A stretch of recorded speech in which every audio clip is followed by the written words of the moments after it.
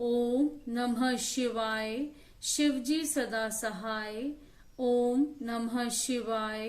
गुरुजी सदा सहाय।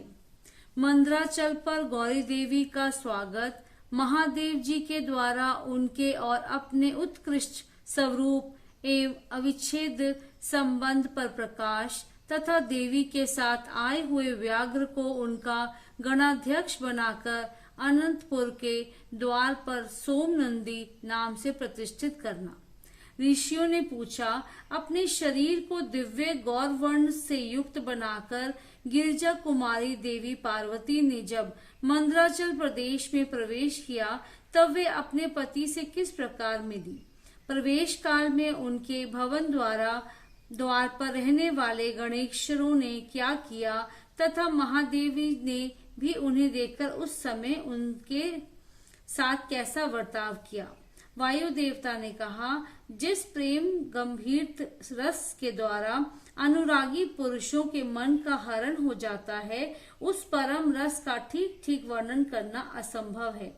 द्वारपाल बड़ी उतावली से राह देखते थे। उनके साथ ही महादेव जी भी देवी के आगमन के लिए उत्सुक थे। जब वे भवन में प्रवेश करने लगी तब शंकित हो उन प्रेम जनित भावों से वे उनकी ओर देखने लगे। देवी भी उनकी ओर उन्हीं भावों से देख रही थी। उस समय उस भवन में रहने वाले श्रेष्ठ पार्षदों ने देवी की वंदना की। फिर देवी ने विनय युक्त वाणी द्वारा भगवान त्रिलोचन को प्रणाम किया।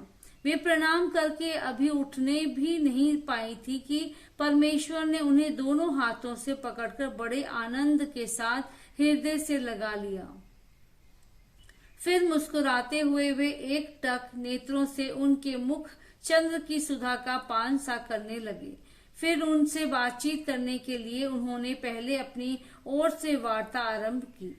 देवादिदेव महादेव बोले, सर्वांग सुंदरी प्रिय, क्या तुम्हारी वह मनोदशा दूर हो गई जिसके रहते तुम्हारे क्रोध के कारण मुझे अनुनय विनय का कोई भी उपाय नहीं सूझता था। यदि साधारण लोगों की भांति हम दोनों में भी एक दूसरे के लिए अभिप्राय का कारण विद्यमान है, तब तो इस चराचर जगत का नाश हुआ ही समझना चाहिए। मैं अग्नि के मस्तक पर स्थित हूँ और तुम सोम के। हम दोनों से ही यह अग्नि सोमात्मक जगत प्रतिष्ठित है। जगत के हित के लिए स्वेच्छा से शरीर धारण करके विचरने वाले हम दोनों के वियोग में यह जगत निराधार हो जाएगा। इसमें शास्त्र और युक्ति से निश्चित किया हुआ दूसरा हेतु भी है। ये स्थावर जंगम रूप जगत वाणी और अर्थमय ही है। तुम साक्षात वाणीमय अमृत हो और मैं अर्थमय परम उत्तम अमृत हूँ। ये दोनों अमृत एक दूसरे से विलग कैसे हो सकते हैं।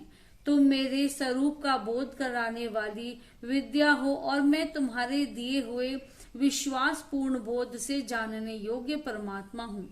हम दोनों क्रमश विदात्मा और वेदात्मा हैं। फिर हम में वियोग होना कैसा संभव है। मैं अपने प्रयत्न से जगत की सृष्टि और संहार नहीं करता। एकमात्र आज्ञा से ही सबकी सृष्टि और संहार उपलब्ध होते हैं। वे अत्यंत गौरवपूर्ण आज्ञा तुम ही हो। ऐश्वर्य का एकमात्र सार आज्ञा है, क्योंकि वही स्वतंत्रता का लक्षण है। आज्ञा से वियुक्त होने पर मेरा ऐश्वर्य कैसा होगा। हम लोगों का एक दूसरे से विलग होकर रहना कभी संभव नहीं है। देवताओं के कार्य की सिद्धि के उद्देश्य से ही मैंने उस समय उस दिन लीला पूर्वक व्यंग वचन कहा था। तुम्हें भी तो यह बात अज्ञात नहीं थी, फिर तुम कुपित कैसे हो गई। अतः यही कहना पड़ता है कि तुमने मुझ पर भी जो क्रोध किया था वह त्रिलोकी की रक्षा के लिए ही किया था, क्योंकि तुम में ऐसी कोई बात नहीं है जो जगत के प्राणियों का अनर्थ करने वाली हो। इस प्रकार प्रिय वचन बोलने वाले साक्षात परमेश्वर शिव के प्रति श्रृंगार रस से सारभूत भावों की प्राकृति जन्म भूमि देवी पार्वती अपने पति की कही हुई यह मनोहर बात सुनकर इसे सत्य जान मुस्कुराकर रह गई। लज्जावश कोई उत्तर न दे सकी।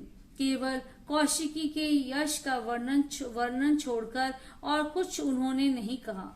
देवी ने कौशिकी के विषय में जो कुछ कहा उसका वर्णन करता हूँ। देवी बोली, भगवान, मैंने जिस कौशिकी की सृष्टि की है उसे क्या आपने नहीं देखा है कि वैसी कन्या ना तो इस लोक में हुई है और ना होगी। यूं कहकर देवी ने उसके विंध्य पर्वत पर निवास करने तथा सम्रांगण में शुभ और निशुंभ का वध करके उन पर विजय पाने का प्रसंग सुनाकर उसके बल पराक्रम का वर्णन किया। साथ ही यह भी बताया कि वह उपासना करने वाले लोगों को सदा प्रत्यक्ष फल देती है तथा निरंतर लोगों की रक्षा करती रहती है। इस विषय में ब्रह्मा जी आपको आवश्यक बातें बताएंगे। उस समय इस प्रकार बातचीत करती हुई देवी की आज्ञा से ही एक सखी ने उस व्याघ्र को लाकर उनके सामने खड़ा कर दिया। उसे देखकर देवी कहने लगी, देवी, ये व्याघ्र मैं आपके लिए भेंट लाई हूँ, आप इसे देखिए। इसके सामने मेरा उपासक दूसरा कोई नहीं है। इसने दुष्ट जंतुओं के समूह से मेरे तपोवन की रक्षा की थी।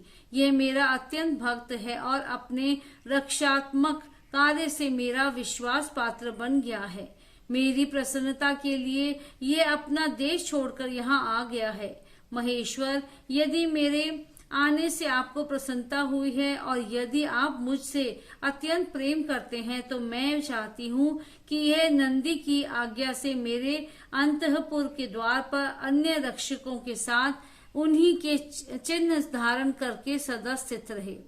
वायुदेव कहते हैं, देवी के इस मधुर और अंतोगत्वा प्रेम बढ़ाने वाले शुभ वचन को सुनकर महादेव जी ने कहा, मैं बहुत प्रसन्न हूँ। फिर तो यह व्याघ्र उसी क्षण लचकती हुई सुवर्ण जटित बेंत की छड़ी, रत्नों से जड़ित विचित्र कवच, सर्प की सी आकृति वाली छुरी तथा रक्षकोचित वेश धारण किए गणाध्यक्ष के पद पर प्रतिष्ठित दिखाई दिया। उसने उमा सहित महादेव और नंदी को आनंदित किया था, इसीलिए सोम नंदी नाम से विख्यात हुआ।